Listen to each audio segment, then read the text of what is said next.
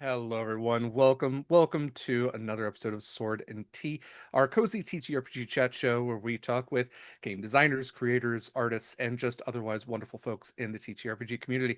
Today, I am joined by Sebastian Yue, the writer creator of Model Minister, a scenario for the game Spire. And thank you so much for joining us, Sebastian. Yeah, thank you for having me. Absolutely. I'm glad to have you back on the channel. I'm glad to actually be on a call with you, and that we haven't really done before. For those of you that might not be familiar, Sebastian was absolutely wonderful in our Fragments of Loss game, which recently wrapped up only a couple of weeks back. Was raising money for Trans Lifeline. That was a Rangers of Broken World game, which was run by Angela Phoenix 24 Fem. Highly recommend going to our YouTube or at least our Twitch VOD and checking out those episodes because the cast was fantastic, the story was fantastic. It was a really great game.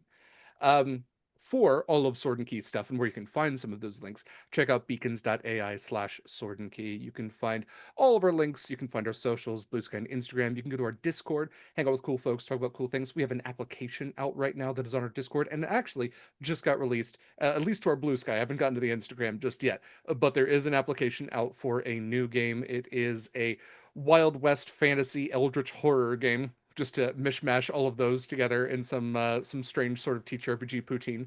And that is being run by Valdrinth. So that application is out right now. It closes on the 17th. So you have a week to apply. I highly recommend not waiting on that. For other things on our beacons, you can find links to all of our charitable organizations. Right now, our big push is for Doctors Without Borders. However, we also have one for Palestine Children's Relief Fund, Canine Companions for Independence, and more to come. And we also have some Pally links for some of our other shows. You can also find links to our affiliates. We have affiliates like Eldritch Foundry, who makes custom minis, and we have an affiliateship also with Long Dog Dice. Jen makes incredible dice sets. You can use code Sword and Key for 10% off your first purchase with both Long Dog Dice and with Eldritch Foundry. We are also affiliates with Hit Point Press. Use our affiliate link if you're going to be purchasing anything from them, and you're sure to purchase something from them because they make Humblewood and Griffin Saddleback books and animated spell cards and just tons and tons of stuff. You know their stuff. I don't have to tell you what it is. Um, Also on all of our beacons, you can find just literally any other link, YouTube and Twitch and everything else like that. All that said, well, that's not what we're talking about today. We're talking about Model Minister.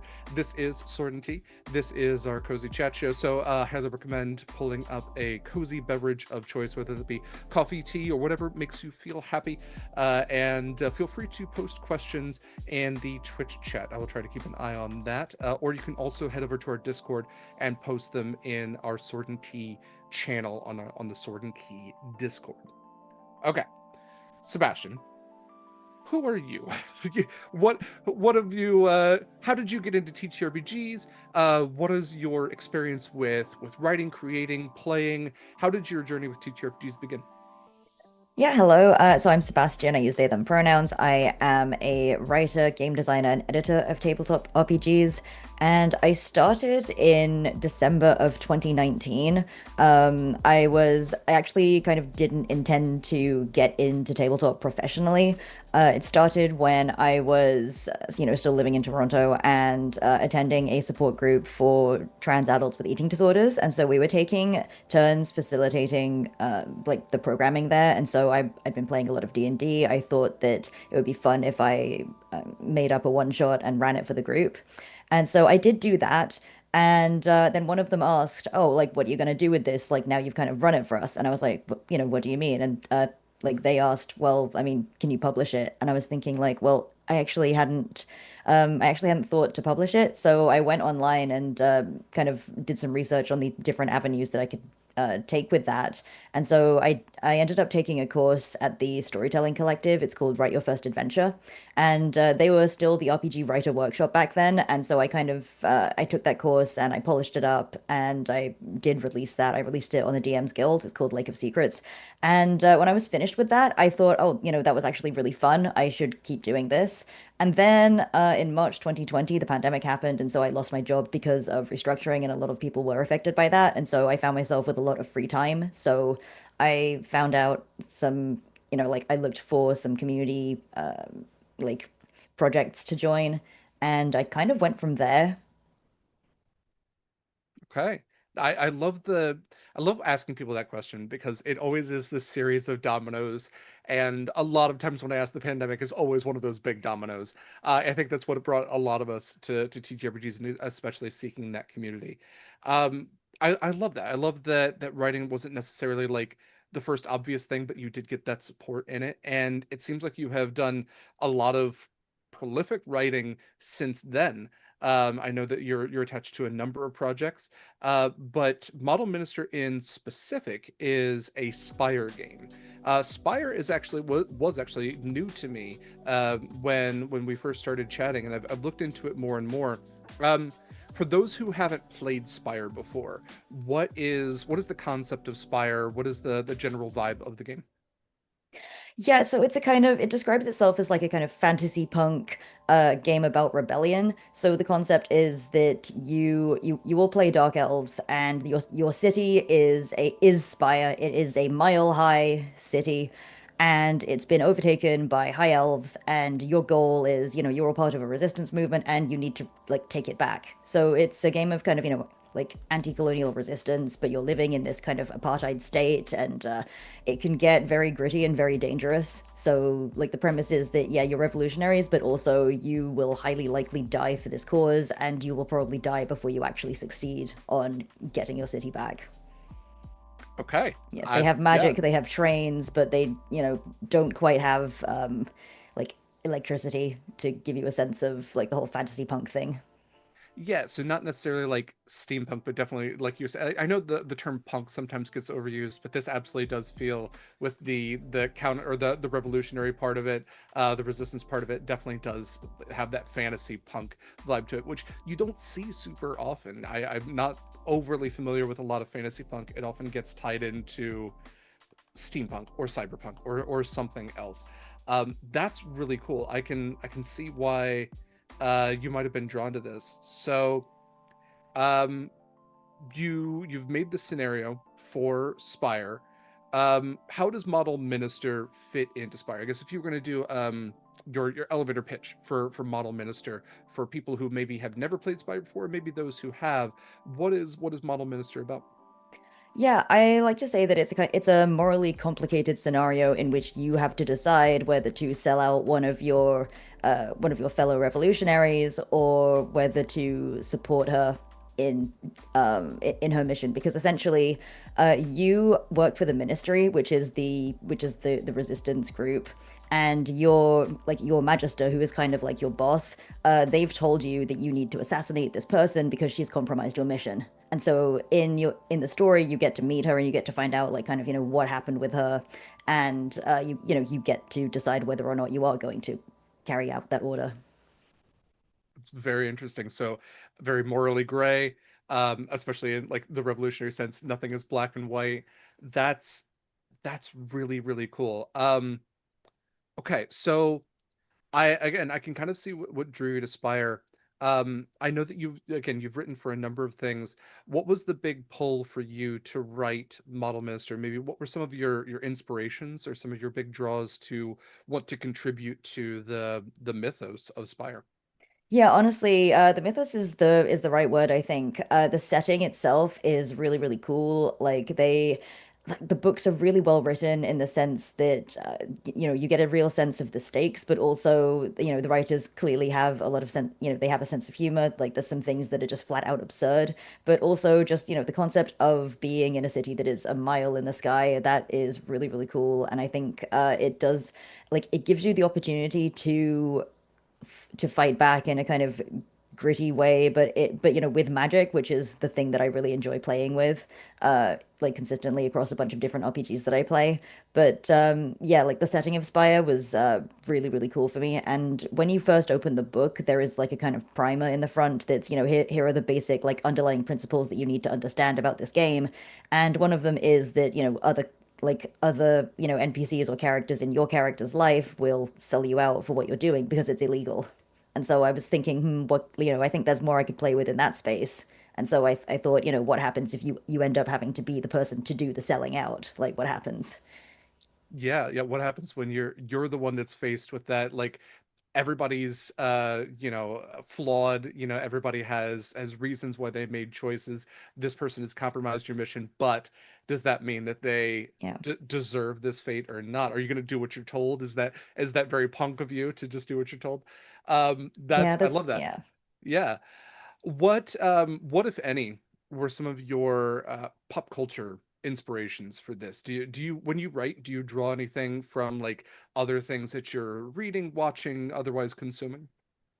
Yeah, that's a good question. I think that, like many people, I really enjoyed Andor. That's a really good story of Yeah, revolution and resistance, and I like how it does portray the like the complications that come up when you're trying to kind of hold together a resistance force. So I would say definitely that one.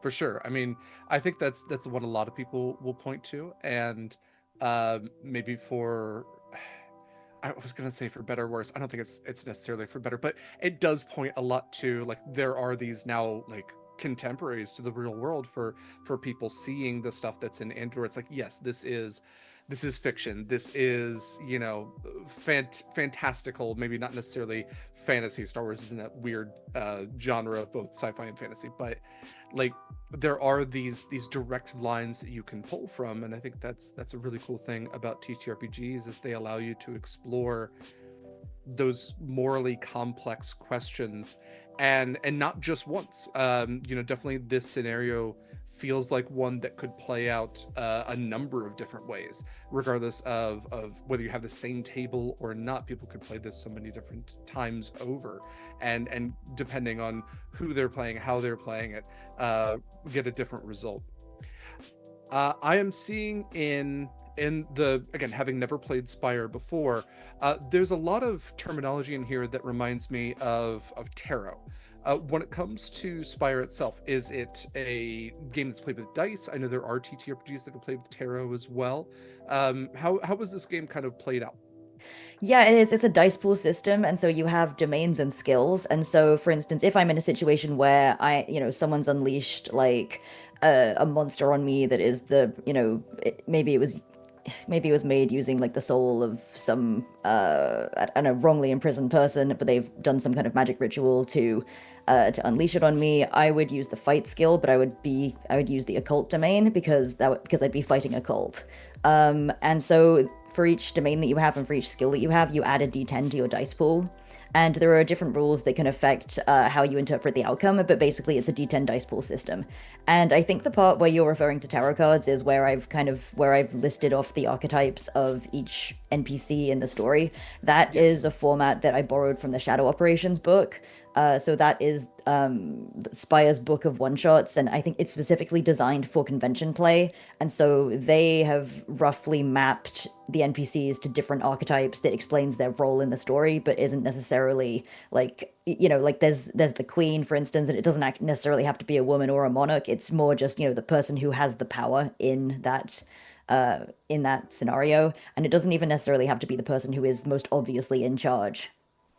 So Sure. that's yeah, it's just kind of it's a shorthand way to recognize like what the NPC is doing in the story. So it's kind of Yeah. it's like a code for the GM essentially. And I love that. I mean, for somebody who has read through modules or scenarios before, and it's just list and lists of NPCs, and it's like I'm supposed to prep this in an hour, and I can't remember all of these. I especially I especially find it frustrating in a lot of modules where people will use the especially like intentionally fantasy names with all of the like weird apostrophes and everything, and it's just like just just call him Jeff. I'll remember Jeff. I won't remember like Latharathar, but I will remember Jeff. So I really do love the shorthand way because you have made this very accessible. Again, reading through, having no experience with Spire, this is something where I feel like, you know, basic grasp of the rules. This is something you could pick up and play, and like you were saying, maybe at cons, or even just as kind of a pickup game. I am noticing that it has some suggested classes for the game itself. Not being overly familiar with classes in Spire, um, what does that kind of correspond to in the game? Like this, they're obviously suggested, not required, but why do these classes kind of format better for this game as opposed to others? Yeah, that's a really good question. I thought about characters who had the ability to manipulate, because there's actually a lot of social interactions that can take place in this scenario, and I wanted it to be designed specifically for characters who are able to, are rewarded through interactions with NPCs and who are rewarded by, changing things about their environment or circumstance. Okay. So we have the Azurite, the Idol, Inksmith, Lashan, Mast, and Shadow Agent. How many do you remember how many classes there are in Spire? Like which ones are being left out, I guess is the There are, question. I don't know like the number off the top of my head. There's a bunch in the core book, and there have been a few expansions since then. Okay. But honestly, I really love the Inksmith. They're kind of based on like a kind of pulp fiction writer. But they're kind of a journalist. They're kind of a pulp fiction writer.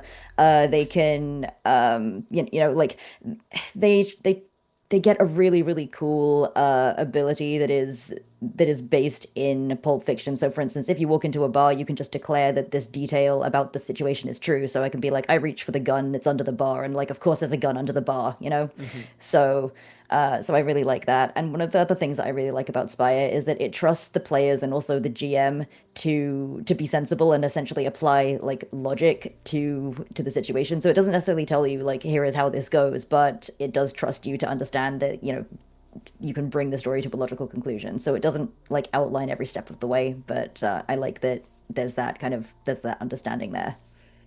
That's really cool. I'm getting like more and more sold on this, and Yeah, you you should know play it. I yeah, I mean it's at this point, that's the thing about TTRPGs. Like even when you were talking about how you kind of like came to TTRPGs, it kind of does feel like a gateway drug at a certain point, because you're gonna start somewhere, and it's gonna be D&D or Monster of the Week, or it's gonna be whatever it is, but you're always gonna go to that next thing. As soon as somebody starts telling you about how cool this thing is, you're like, yeah, all right, I'm gonna have to get into this. So yeah, I'm gonna have to get into this. Um, have you ever played this? Have you ever played this module as a player? This scenario as a player, or have you always GM'd it? Have you gotten to see it from both sides of the table? Oh, like this module in particular? Yeah, I have not. I don't actually tend to play the thing like play out the exact same scenarios that I tend to write. It hasn't really that's occurred fair. to me to Yeah, do that just because I kind of, I'm the person with all of the spoilers. So, that's true. Yeah, yeah. yeah, and But it's yeah. yeah. You've sat with it for so long already, just writing it. I get that. Yeah, and also I don't necessarily want to be like putting pressure on the GM that's like no, not to intimidate you, but like I'm the person who wrote this, and I think that that can be quite intimidating. Like I'm not going to kind of point out and be like, "Oh, you're doing this wrong," but I think I can understand why some GMs might not want to do that. I get that.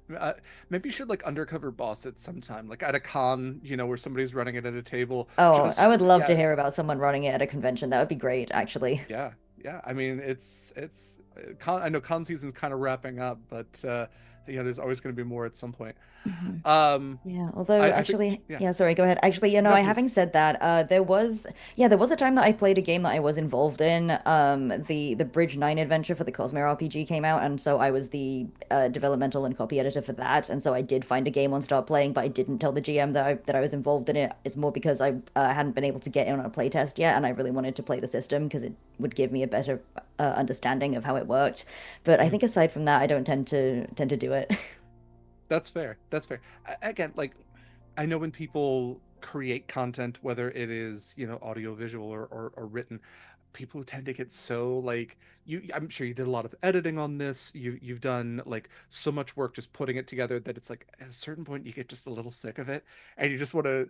Are I should ask this: Are you the kind of person that has like 1,000 works in progress and it just kind of like like pieces through them, or are you kind of the person that like can hyper focus on one thing at a time when it comes to your projects? I'm kind of both. I constantly have a lot of projects that are ongoing, sometimes simultaneously, but Mhm. and I will focus on, like I'm good at like dividing my focus where like to where it needs to be. So kind of both. Fair enough. Okay.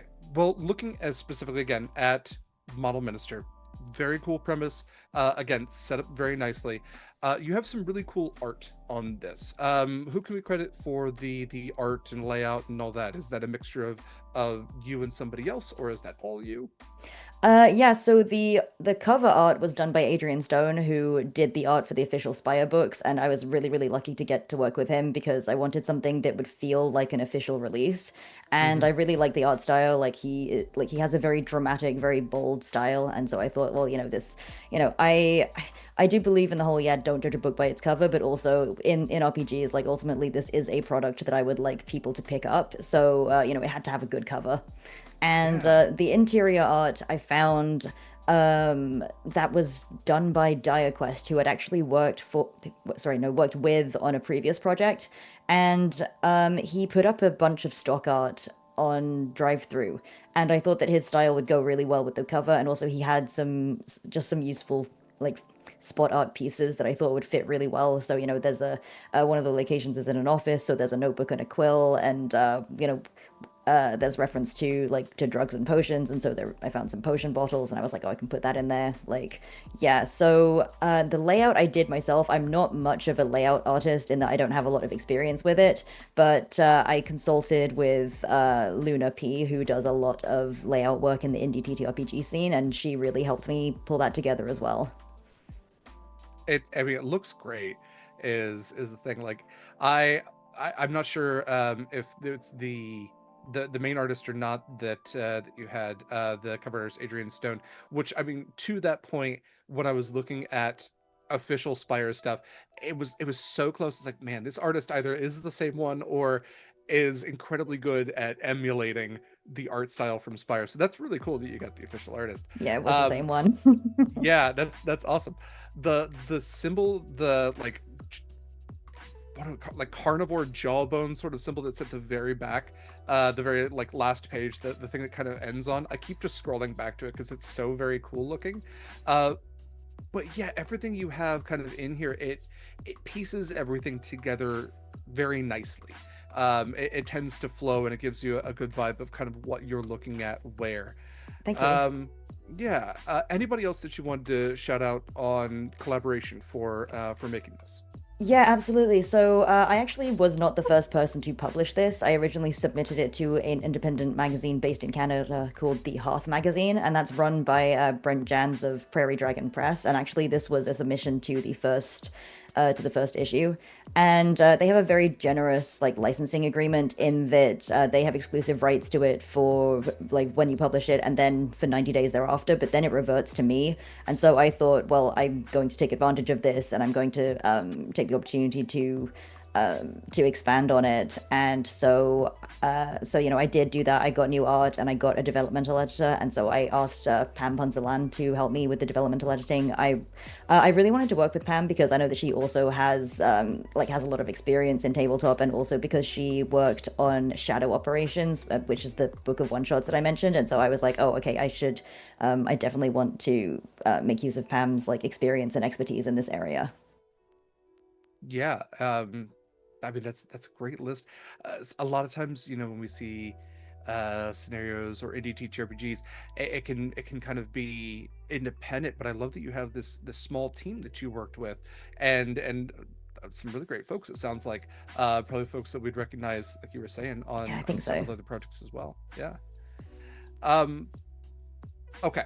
I don't want to give away too much of what Model Minister is. We've got the general scenario. What do you think are going to be like?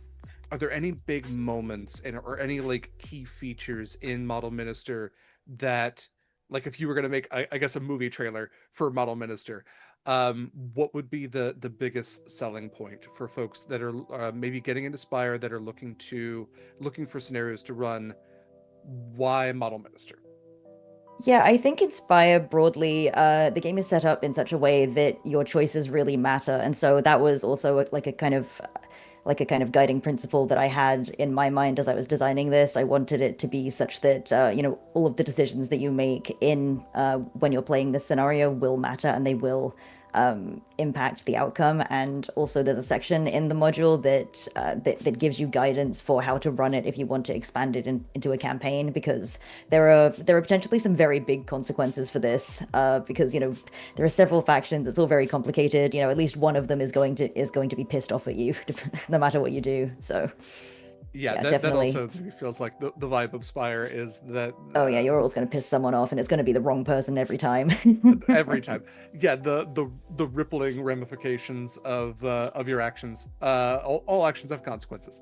Yeah. um Great. Well, you addressed the question that was in chat then. Yeah, is it good for setting up a longer campaign? So it sounds like the answer is yes. It sounds like Yeah, this very could. much so. Yeah. So if you feel like expanding it and dealing with the consequences of your actions and the fallout of that, then I think it offers some very interesting directions for the story to go. That's awesome.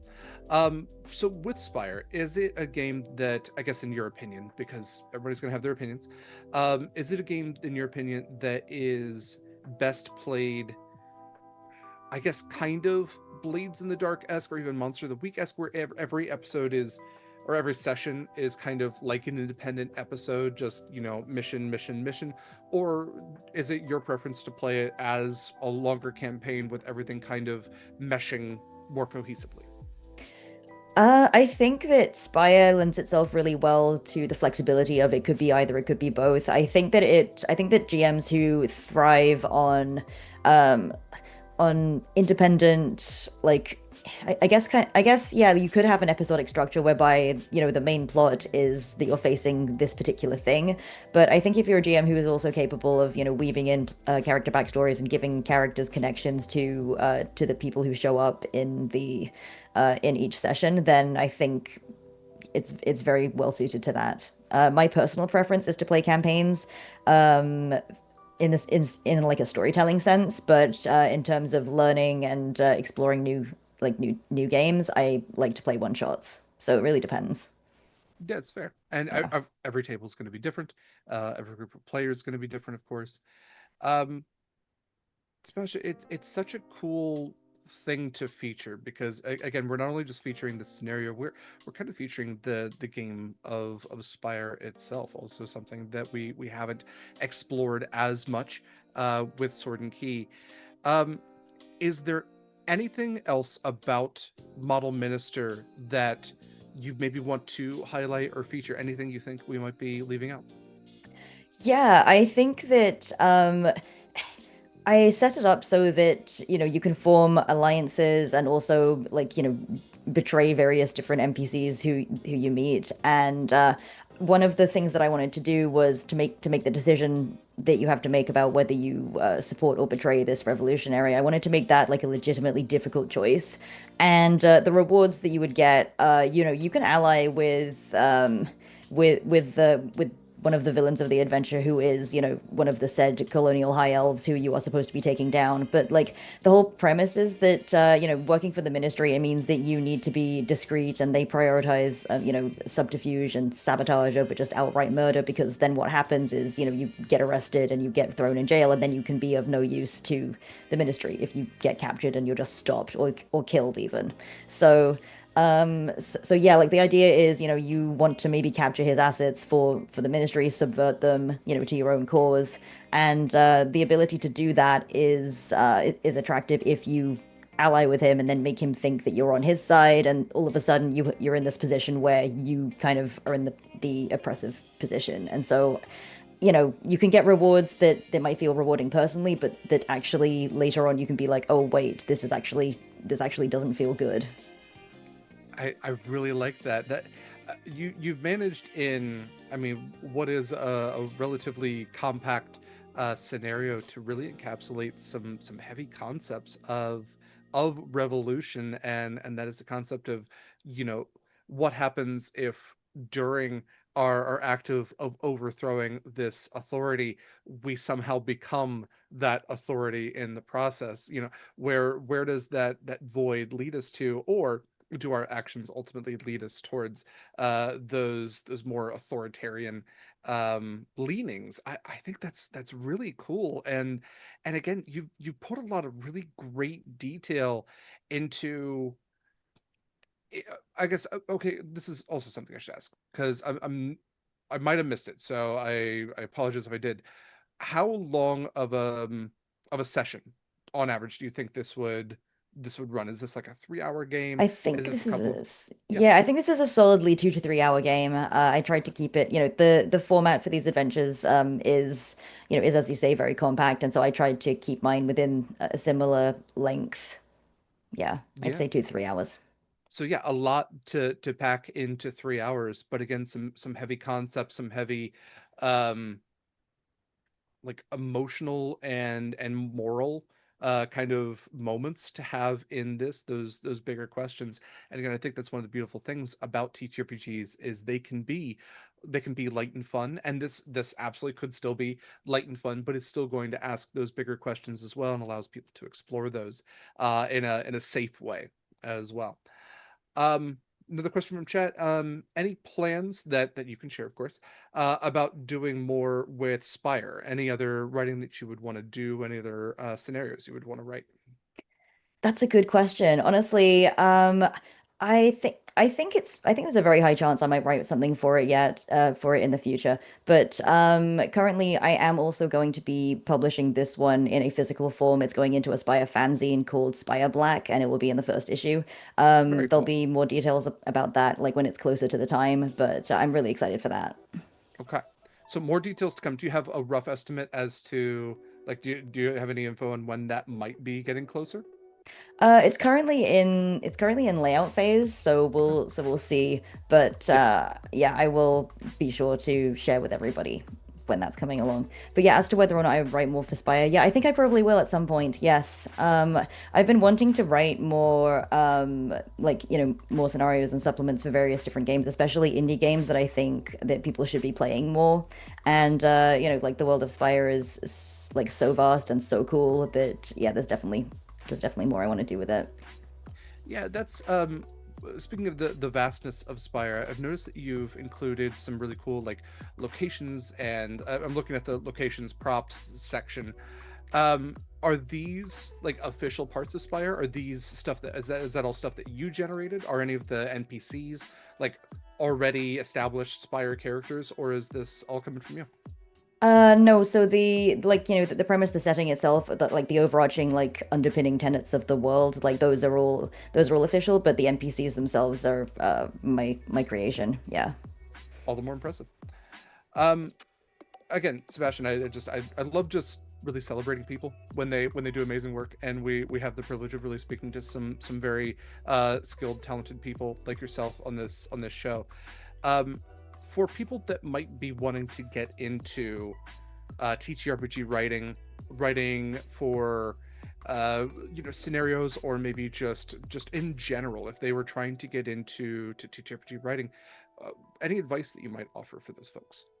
I think that a big part of it is just starting because actually I believe that the barrier to entry for creating games is actually very low.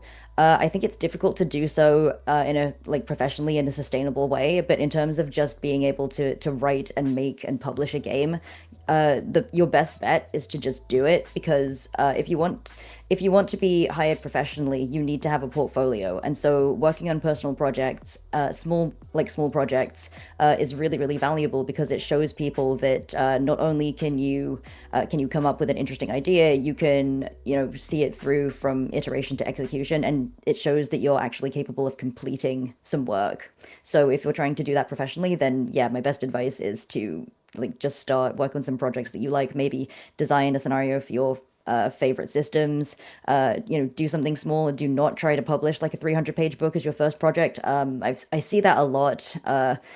People will say, "Oh, I've been working on this setting since I was like 14," and then I'll ask, "Okay, so like where are you in the stage of creating it?" And they'll say, "Well, I haven't written anything yet, but I've been thinking about it." And I'm just like, "Okay, that's really great, but a lot of people are passionate about their ideas, and the difference between being passionate about something and being passionate about it, as well as being able to finish it, is the difference really."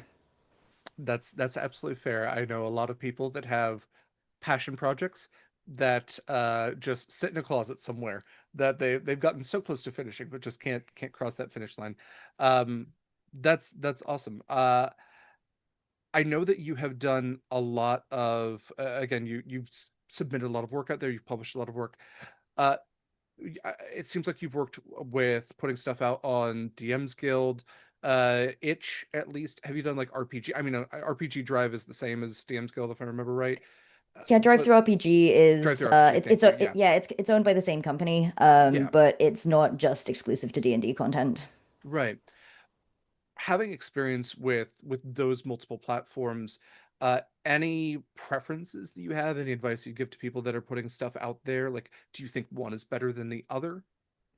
Again, it depends. I think that they like all of the platforms have merits and drawbacks. I mean, the Sure. DM's Guild obviously is just for D&D projects, but the main benefit to that is using Dungeons and Dragons IP. So if you want to officially set something in, say Faerun or elsewhere in the Forgotten Realms, then you it has to go on the DM's Guild because that's the Mhm. only platform that has that the license to it. Right. But if you want to just use SRD stuff, then you can put it anywhere you like.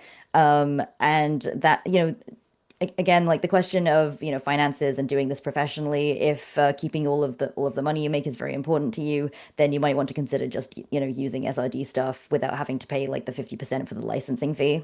But yeah, it really depends on what your goal is. That's fair. Yeah, I know we definitely get folks that, they'll put out projects on Kickstarter or BackerKit, and there's like you were saying, there's drawbacks, there's pluses and minuses to both. So that's good. I actually was not familiar that there's a 50% fee that they take for Yeah, that's the revenue DMs Guild. split. And so like the 50% accounts for you being able to use their IP. And so Yeah, some people aren't cool with that, and that is completely understandable. it is. Yeah, I mean, Yeah, if you you don't got to want to, think. then you don't have to. So yeah.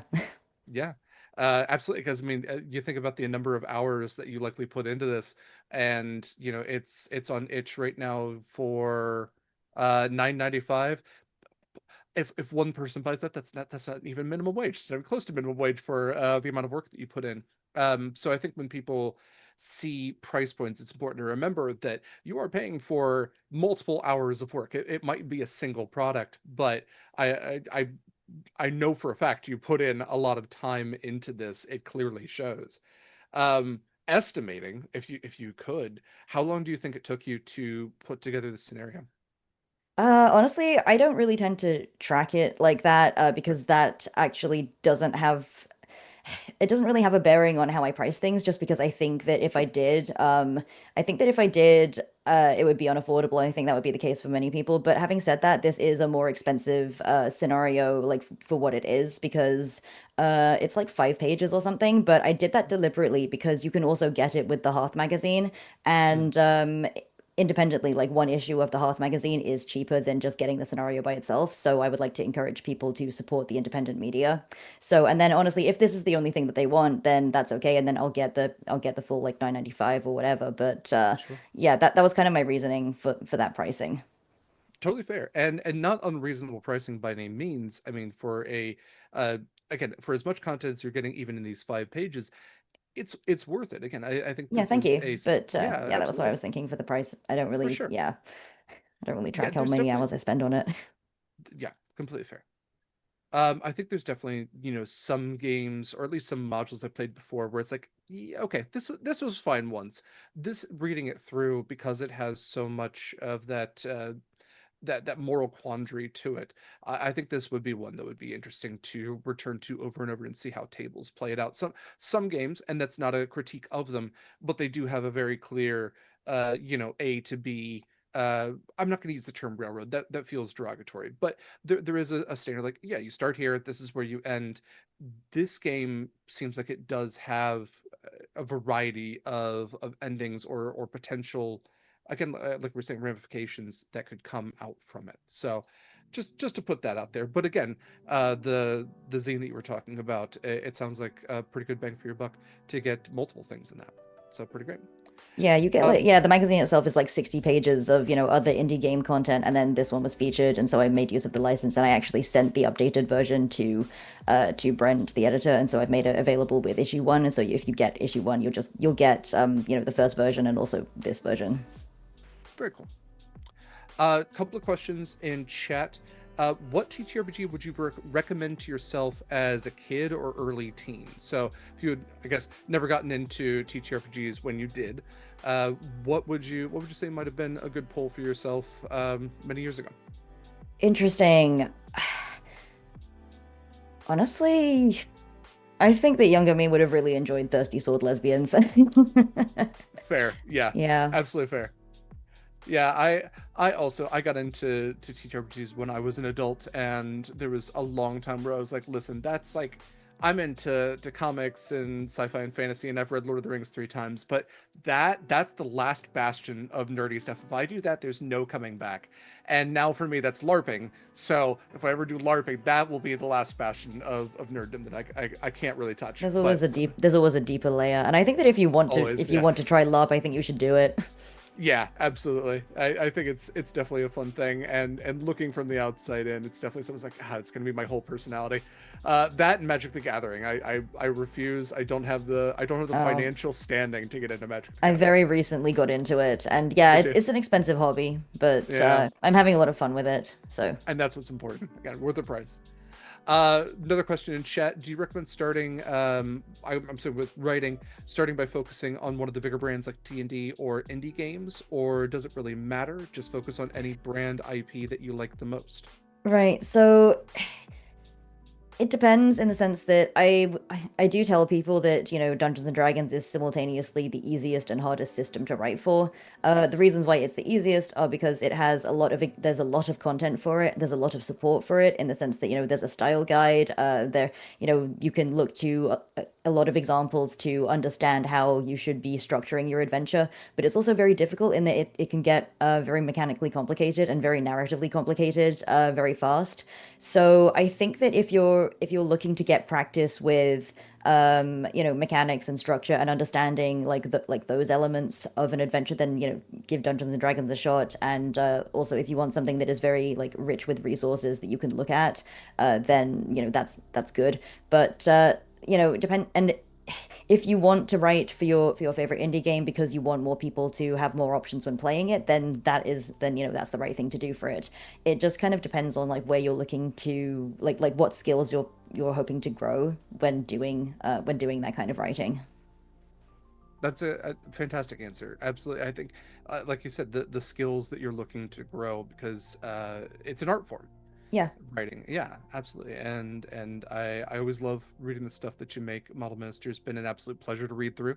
thank you for Um, reading it. of course, thank you for sharing it. Honestly, uh, Sebastian, this is very cool. You've already sold me on Spire. Model Minister is going to be absolutely fantastic to run. I'm looking forward to it. Uh, Yeah, let me know if you for play it. Would love to hear how it goes. I will. I'm gonna put it on our calendar here to run probably after the new year once I get over a little GM burnout. Um, but this I think will be very refreshing as a system and as a scenario as well. For yourself and maybe for Model Minister in particular, where can we find more of the work that you do? Where can we find Model Minister? So you can find the Model Minister on Itch at the moment. And my Itch page is just, I'm just Sebastian UA everywhere. My website is sebastianua.ca because despite my accent, I am based in Canada. I'm also Sebastian UA on Blue Sky as well. Awesome. And then yeah, any projects or anything that you want to shout out besides Model Minister? Like my own projects. Just anything that you want to put plugs out there for, not Yeah, I required, think just an opportunity for it. Yeah. Yeah, for sure. So with work, I work at Hit Point Press. We are putting out an independent system called Shift RPG. It's Hmm. going to be really fun, and it's our first like original in-house system. Hit Point Press is known for long form 5e adventures, but Shift is something completely new, and I'm really excited for it. It uses like a shifting dice mechanic, so that like wherein the D4 is actually the best die that you can roll. So yeah. I've loved what I've seen from it so far. It has like Oh, there's that video game that's out right now that has the two people from like a sci-fi world and a fantasy world, but it definitely does seem like it is this interchangeable kind of parallel world dimension kind of vibe where you do have the fantasy and perhaps the horror and also the I think there's like superheroes as well and then sci-fi. It looks very cool. I've only seen some cursory stuff from it, but I'm looking forward to checking out more of it because Yeah, I thank love you. everything. Yeah, Love there the stuff is. that Hit Press Yeah, puts out. there's a Kickstarter pre-launch page, and there's also a quick start that's available for free, and a Yeah, couple of example settings as well if you want to check it out. So it's just rpgshift.com, and you can find everything on there. I love that. I love that we are getting in this this this boom of new big TTRPGs. I know that D&D 5e was like the almost monopolized for a long time, but it's really nice to see these other somewhat sizable companies like Hit Point Press.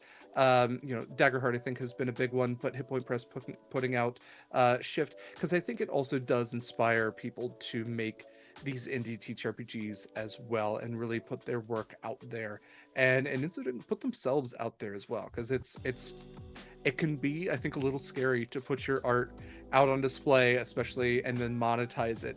And I think it's gambling a little bit, but when you get some great folks putting stuff out, it's hard to miss. So again, I really appreciate you. I appreciate the work that you do. Thank you again for sharing Model Minister with us. Please check out Model Minister on the itch page. Again, Sebastian Ue, .itch.io/ the model minister. There's dashes between the words, or you can just Google the model minister and Sebastian Ue, and it will pull up everything there. The link is also in our chat. It's also on our socials. Do yourself a favor and grab that, or alternatively, grab the zine. Sebastian, remind me one more time the name of the zine that's coming out. Oh, the one that's coming out, or the one where it's published at the moment, like. I'm sorry, the one that's published at the moment. Oh, the Hearth magazine. Hearth Magazine. So check out Hearth Magazine and get this, as well as it sounds like 60 pages of some pretty great stuff for Spire. Check out Spire as well. I will be doing the same. Uh, this has been Sword and Tea. Thank you so much for joining us. Again, check out the amazing work that Sebastian does, not only with independent writing, but also with all of the work at Hit Point Press and just everywhere else, honestly. Um, Thank you so much for joining us. Thank you for hanging out for all of Sword and Key's stuff. You can go to beacons.ai/Sword and Key. I would know. My name is Derek Sword. I use he/him pronouns. I am the sword half of Sword and Key. So you can check out everything on Beacons. Beacons.ai/Sword and Key has links to our socials. It's Instagram and Blue Sky. It also has links to all of our affiliates, some fantastic affiliates, Hit Point Press being among them. We have an affiliate ship and also an affiliate link with them. So if you're going to be purchasing anything, whether it is with Shift or with Humblewood or Islands of Sina Una or the animated spell cards, they have plush, they have music licenses, they have tons of great stuff, VTT stuff. Use our affiliate link if you're going to be purchasing anything from them. It's much appreciated. We're also affiliates with Eldritch Foundry. They make custom minis. No matter how weird and wild or normal and mild your TTRPG character might be, you can make a mini of them. They recently introduced miniature busts of your character that you can fully customize, which I think are really great for mini painters. Or if you want to make your D&D map look like one of those like Game of Thrones maps where it's all the like troop movements and they all have like symbols on the top, but it's just a bunch of wizards. I think that's pretty great. We're also affiliates with Long Dog Dice. Janet Long Dog Dice makes incredible dice sets. We currently have an official Sword and Key dice set for our Horizons Call game. You can get the Sword and Key logo on the D6. It's pretty cool. And you can use code Sword and Key for 10% off your first purchase with Long Dog Dice, as well as code Sword and Key for 10% off your first purchase at Eldritch Foundry. Also, looking on our beacons, we have all of our charitable organizations. Check those out. It's always great to donate to those. We have our Pally links for some games as well. As you scroll down even more, you'll see our YouTube where we post our previous episodes of everything that we stream. Twitch is at the top. Give us a follow on both if you don't mind. We also have links to Monster Crush. It's a podcast I do with my friend LD. We talk about different cryptids, creatures, miscellaneous monsters from myth, and how smoochable they are. So if you love monsters or love monsters, you should check out that podcast wherever podcasts are found. We are currently on our summer break hiatus. However, our most recent episode talks about Goosebumps monsters because we did our little summer reading episode. So check that out. For the Sword and Key calendar, let's see. Actually, before even that, check out our Discord and check out our socials. Discord link is also on the beacons. We have an application out right now for a game that you can play in on Sword and Key. It is going to be a mini campaign playing on Sundays at 2 p.m. Pacific time. It is going to be run by Valdrianth, fantastic GM. It is Nightmares on the Frontier. It is a modified Blades in the Dark game that is going to be like Wild West, Old West fantasy eldritch horror. It's pretty great. It's set in a homebrew world that one of Valdrin's GMs and friends actually created and has been kind enough to adapt into this game for us. So check that out. That application closes on the 17th, week from today. Don't wait. Get in your application now. Um, Looking at our calendar, the next thing we have on Tuesdays, and Tuesday the 12th being the next one at 7 p.m. Pacific time, is Gate Night. Gate Night is where LD Shadow and I play Baldur's Gate 3, currently the only video game streamed currently here on Sword and Key. The next thing on Thursday is our Magnus Archives game. That is the official Magnus Archives RPG from Monty Cook Games. That is in support of Doctors Without Borders. It is run by Mare. It's 4 p.m. Pacific time on Thursdays, and this will be episode 2 of 4. So if you missed the premiere, go back and watch the VOD from the 7th. It's pretty great. We've got a great cast for that. Next up on the 16th, that is Saturday at 10 a.m. Pacific time, we have the final fight of our Sword and Key SummerSlam 2025. That's where we've taken 5e characters, taken them completely out of the intent of 5e and put them into PvP fights. We have had 4 preliminary fights. The 4 finalists are going to face off against each other in this final round. That is also raising money for Doctors Without Borders. We have some great incentives built in, so if you want to support your champion of choice or cause some chaos, you can always donate to that important cause and just watch the mayhem. After that, at 3 p.m. Pacific time, is the next episode of Horizon's Call. It's our ongoing nautical campaign, and even more stuff after that. Sundays has Anik and Eva's chaotic playthroughs. They just got done a little bit earlier today with almost a two-shot squeezed into one of Murderous Ghosts, which was pretty great. So next week is currently TBD, but keep an eye out for that. And then on the 23rd, we have our next Sword and Tea, which is going to be chatting about Tribes in the Dark with the game creators. They're bringing back that game. So I'm super excited to chat with them. Otherwise, we have movie nights every other week on our Discord. They're free. All you got to do is just be a part of the Discord. We do monthly Ghibli watches. So our next movie coming up is When Marnie Was There, the Studio Ghibli movie. And yeah, our calendar's got a lot of stuff on it, so I'm not going to go too deep into it, but you can see all of the calendar's stuff. All of our events are on our Discord in the events section, or you can also look at our calendar and see the Google link there if you want to keep track of what we're doing. Otherwise, our socials are the best place for that. All that said, I think that is going to wrap us up for tonight. Sebastian, anything else that you wanted to mention, plug, or add? I guess. Nope. I've already told people where to find me, although Yeah. I guess if you have further questions for me from chat, then feel free to like tag me or something and I'd be happy to chat. Perfect. Yeah. Sebastian's socials, all posted there. And then I believe Sebastian is also in the Sword and Key. I know Sebastian's in the Sword and Key Discord. So we do have the Sword and Tea chat. Feel free to tag there with any additional questions about Model Minister or anything else for them. Again, thank you all. We will see you all soon, hopefully Tuesday. If not for whatever our next game is. Until that time, take care of yourselves, take care of others, and thank you for joining us for another Sword and Tea. Thank you.